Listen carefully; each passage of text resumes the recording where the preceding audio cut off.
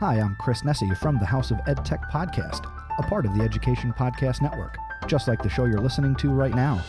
Shows on the network are individually owned and opinions expressed may not reflect others. Find other interesting education podcasts at edupodcastnetwork.com.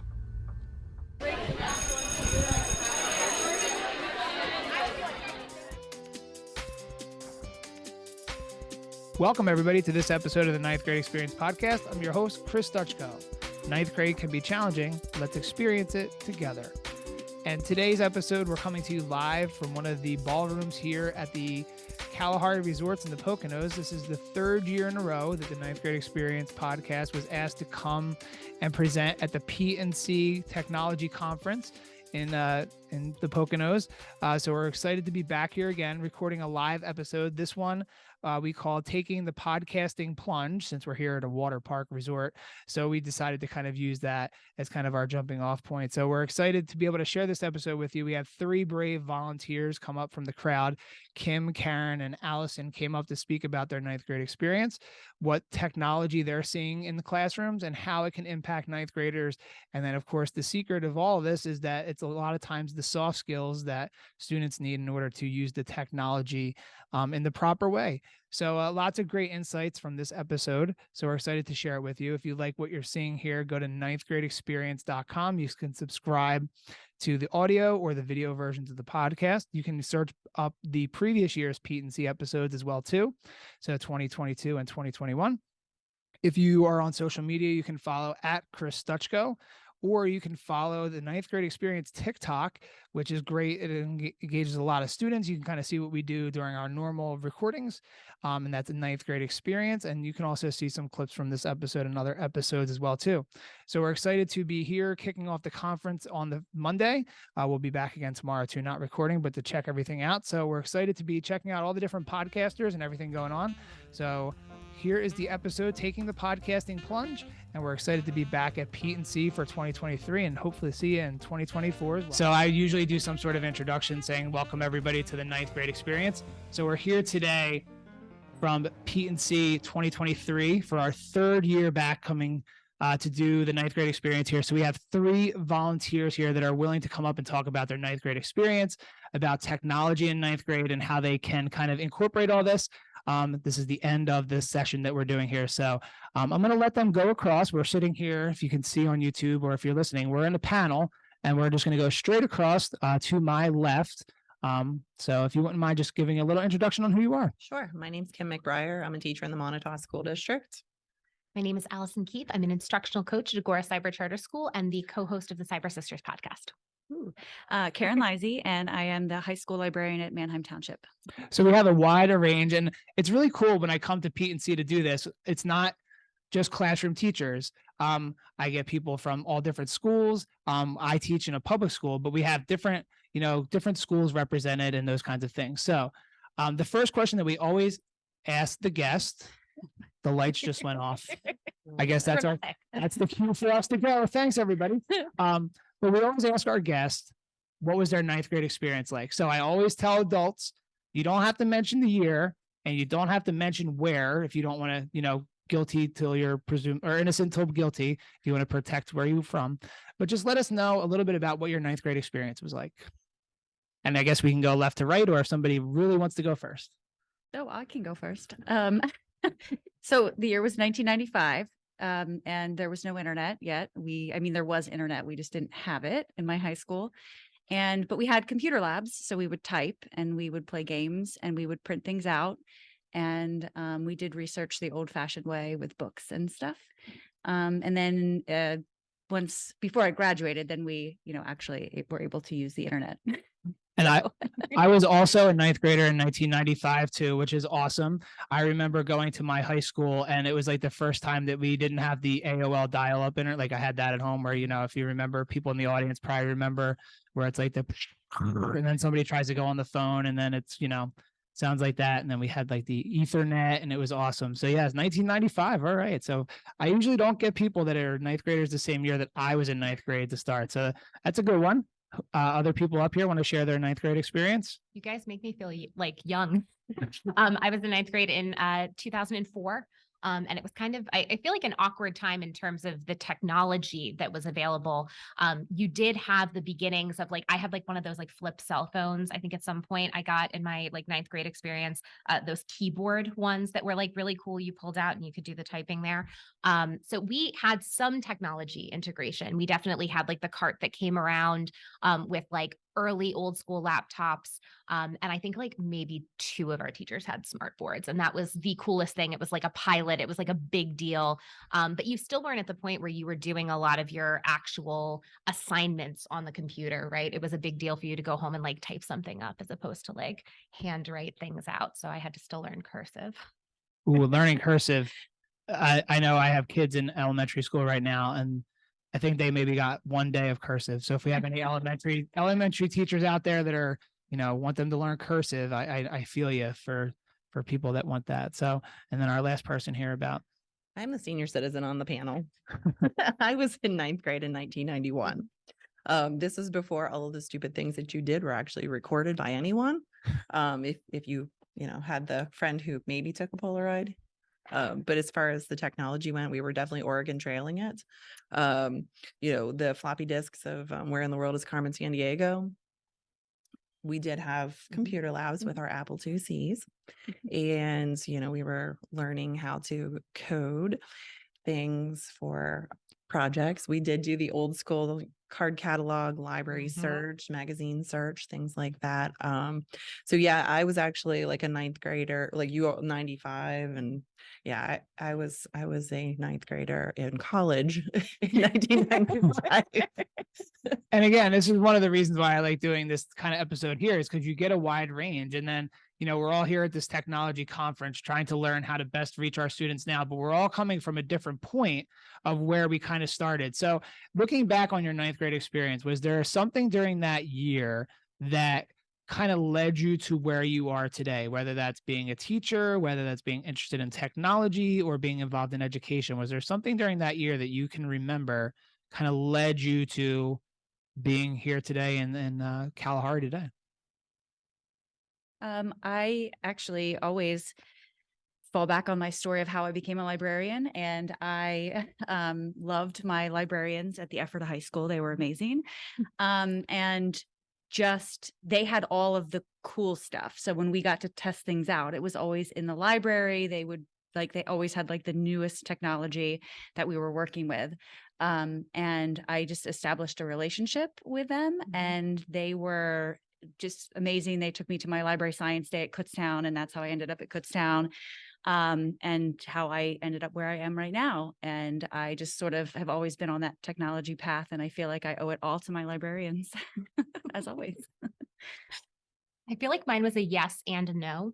Very famously, on my very first day of 9th grade, I went into a class where the teacher had asked us about what we wanted to do with our future, and really talked to us about the importance of taking high school seriously, right? You're coming here, you're finding your path, and the stuff that you do now really matters for your future. And I went home in tears telling my mother that I had no idea what I wanted to do with my future, and everyone else in my class knew. Now, if I could go back in time, I would tell myself half those kids did not end up doing the things that they said they were going to do in that 9th grade class, right? But I was 100% convinced that I had to figure it out. I remember as a result of that, though, resolve that I was going to try to figure out what were the things that I like to do, and how could I transition that. And the very, very next day, I called my mom from a payphone, because, it was payphone times back in the day. Even in 2004, that's impressive. It was a very smelly, you had to use the quarters and all that good stuff. And I told my mom that I was not coming home after school because I was auditioning for the school play, which I do think that, sort of public speaking and being in front of people and connecting with people is very much where teaching and eventually instructional coaching led me. So those things matter, but you also don't have to know. It's okay if you don't know in 9th grade what you're going to do. Or even today. I know that some of us sitting up here are still trying to figure out what we're trying to do even today. That's true. And in the audience as well, too, maybe. I think I came from a very, very small school district. I'm sure nobody's going to know what I'm talking about, but I went to the Leechburg area school district, where it is, yay! Man, I feel like, we were at the concert, well, Philadelphia, and then everyone cheers. Leechburg. So where is Leechburg? I have to ask now that you. Leechburg is in Armstrong County. right? Where- We where- actually, a part of the district is in Armstrong County, part of it is in Westmoreland County, Where's Armstrong County? See, I'm Eastern Pennsylvania. okay. See, I'm an Eastern Pennsylvania person. When I grew up in Philadelphia, and everything outside of Philadelphia didn't exist. So, as I'm learning, sorry everyone, but as I'm learning more about the state of Pennsylvania, so there you go, Armstrong. Well, it's interesting that you say that because where we come from, it's Pittsburgh, Erie, and then Philadelphia. Like Yeah. those are, or State College. You throw State College kind of in the middle of the state. But I came from a really small school district. The whole district is in 2 buildings. There's the K through 6 building, which I think has changed a little bit since I was there, and then the high school 7 through 12.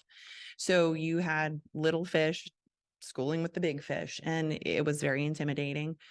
So 9th grade really wasn't as, I guess, pivotal as 7th grade might have been, because you're moving from that elementary to high school experience. But I was very fortunate to have excellent science teachers and a lot of really, really good reading and language teachers. So I always wanted to be a teacher, but those are the people who kind of pulled out whatever the strengths were. And because of that, I went into education. I taught science for 8 years and then went into being a reading specialist. And now I teach a STREAM classroom for K through 6. So. And it is interesting, like, because I know in the district that I work in, it wasn't always that 9th grade was in the high school, it was in the middle school. And you were talking about your experience where it was K through 6 and then 6 through 12, obviously in 2 buildings, that's a little bit different. I went to a small school in Philadelphia, a small Catholic school, where it was K through 8 and it was 1 hallway. And I was with the same 22 kids from 1st grade to 8th grade. They didn't even have kindergarten in the building when I started there. I had to go somewhere else for kindergarten, but it was the same 20 some odd kids. So I understand, like, even though I'm from Philadelphia, like coming from a smaller district. But again, this is like the 9th grade part of this is kind of interesting. And here we are at the technology conference, like kind of talking about that. So as we're kind of sitting here today, there's like lots of different sessions, lots of things going on. So for students that are entering 9th grade and in that kind of realm, what kinds of things in the technology world do you think are kind of essential for them to be able to do or master as they kind of move through high school to kind of, I hate saying be future ready, because the future's been here for 20 years, but what would you say are some essential skills that you think 9th graders should be able to kind of do? I think problem solving is huge. Like you were saying earlier, they don't know to Google things. Like you have this amazing tool at your fingertips. And I have an 8th grader at home, and there's times where I'll ask her a question, or I'll say, just go find it. It's like, figure it out. And she's completely like, doesn't know what to do. You have Google. Okay, you have a phone. Yep. Just look it up. It's easy. You're not having to go to the library, the encyclopedia, just Google it. So having the initiative or the motivation to seek the answer, or to find a tool to seek the answer. Well, I think going along with that too, this may sound counterintuitive, but it's something I saw in the classroom all the time. I was a 7th grade English teacher for 10 years before I became an instructional coach. And it's following directions. It's a really, really simple thing, but how often do we see students skim over things in assignments, skim over things? And that same pattern of behavior shows up when now it's time to problem solve. Now it's time to create. You can Google an answer to, how do I upload this to YouTube? How do I sound mix? How do I stream or put something together? And what you're going to find are things like how-to videos or tutorials, and you can't just skim through those. You really have to understand how to break down those parts and execute on them and think about them as multi-step things. So it sounds counterintuitive for something that's all about creation, but following directions is a really important sort of baseline step. Not skipping, not just going right to the end of the full product, but being able to build something multi-step, I think, is really important. Yeah, I have to laugh too, because my 6th grader just yesterday asked, he was typing on his iPad for a project, and he asked, I forget what the question was, but he was asking us. And I was like, you're using your iPad, like, just let's look it up. Like, let me show you how to do that.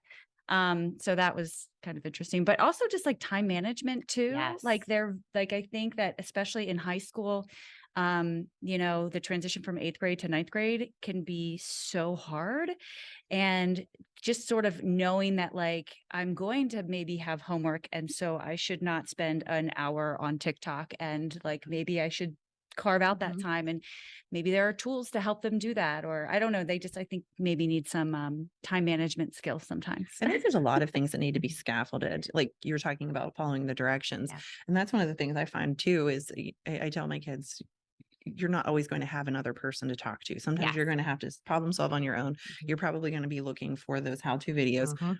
Press the pause button. If you need to repeat it, repeat it. Mhm. And they just don't seem to want to do that. They just want to get to the end, even if there Mhm. is no resolution at the end. Just be done. And it's interesting. Like, I feel like we do the same kind of episode each year when we come and kind of tweak some of the questions. But in the years past where I've asked people on the panel, what technology thing do students need to learn? If you were paying attention in the audience and up here, no one ever talks about any sort of tool. It's never like they need to learn how to do this. They need to learn how to do that. It always comes back to these, like, the air quotes soft skills of like time management and how to search for things, or like how to not just type in the question that's on my sheet and pray that the teacher has used something that they could find. Yeah, like ask Jeeves. Yeah, oh my gosh, Jeeves. Back in the day. Way Yeah. back when. Jeeves, I think, has retired and gone to a better place. But it's I just think it's really interesting. Like, we're here at this technology conference and everyone's like all teched up and, you know, all these new things. And I know Chat GPT is having a session right now too. So thanks for coming to this one, and when you could be there learning about that. But they're doing more throughout the week, so you should go then later. But, you know, we all want to learn the coolest new techniques. Like, I was just in a session about Flip and Canva.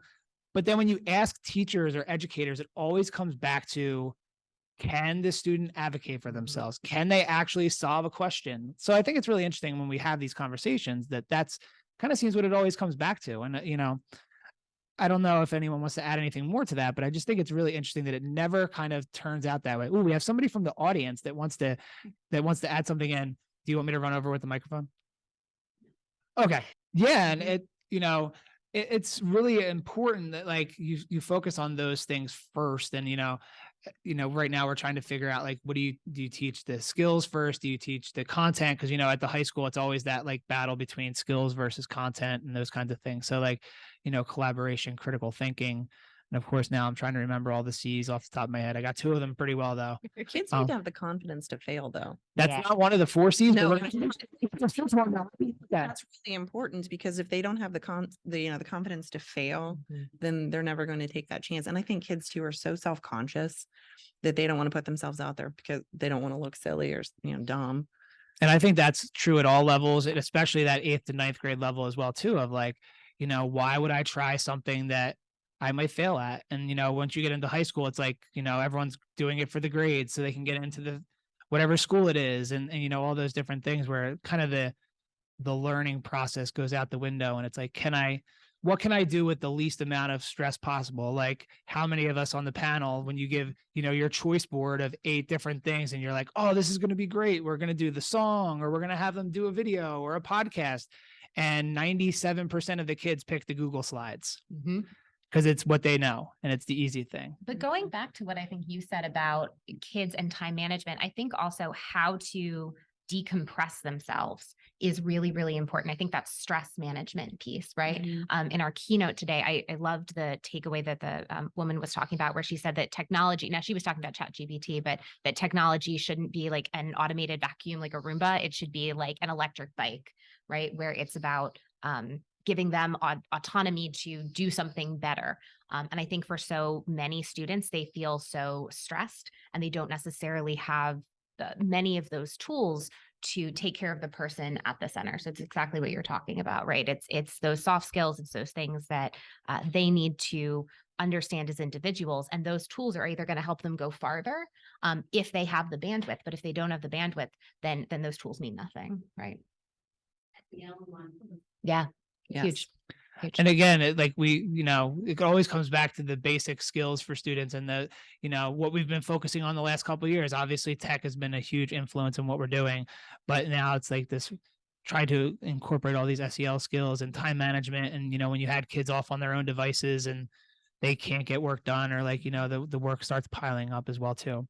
So we have about 3 minutes to go here. So thank you very much for coming up. So is there something takeaway or something, as you're kind of thinking about where technology could go. There's a lot of talk about where it's going to go in the future, but like, how do you see kind of what we're here this week to learn and kind of learn all about kind of influencing like that next generation of students coming through?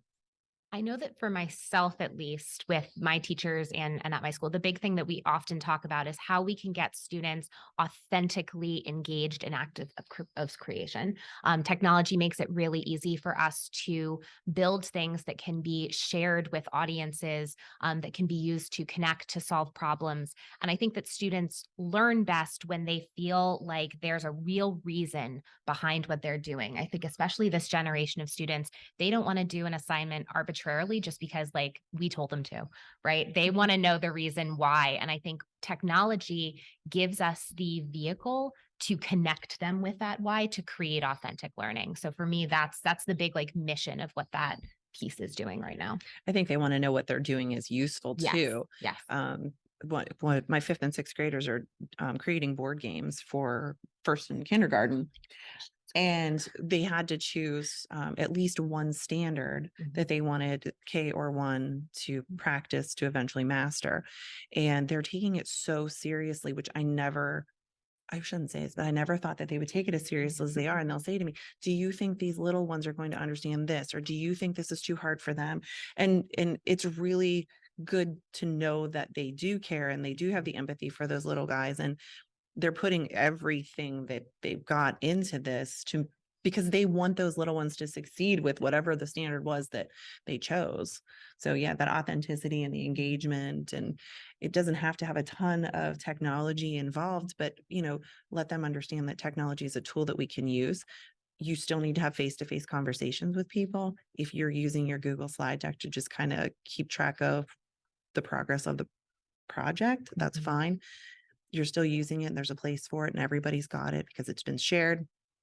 So it doesn't have to be this, we're completely immersed in our Chromebook for everything. I will say that I just built 2 podcasting studios in my library this past year, and we have 3 podcasting sets, and my high school students have been so excited to podcast, which is why I'm here, because I wanted to pick up some ideas.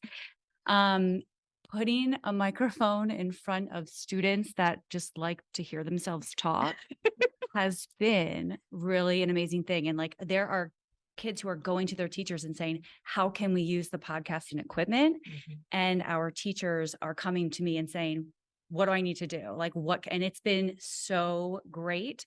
I could probably do an entire session myself on some of the stuff that we've done. It's been a lot of fun this year, but like, I think adding a new element for us at the high school where it wasn't just like, here's the same 10 things that you can always do. Like, here's now a new thing that you haven't done yet, because sometimes we get this like new shiny thing. And then as it trickles down in the K-6 world, by the time they get to us, it's like old news. They don't care about it anymore. It's like, whatever. So this was like a really cool, like new thing for us. And it's been great.